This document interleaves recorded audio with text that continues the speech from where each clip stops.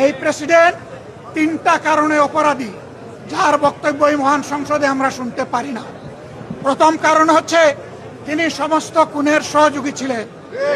তার আমলে যে খুনগুলো হয়েছে, একটা খুনের বিরুদ্ধেও তিনি শাসক গোষ্ঠীর প্রতিবাদ করেন নাই। সেই খুনে তিনি কোনো ব্যবস্থা গ্রহণ করেন নাই। প্রেসিডেন্ট রাষ্ট্রের অভিভাবক হিসাবে তিনি জঘন্য অপরাধ করেছেন রাষ্ট্রের নাগরিকদের প্রতি।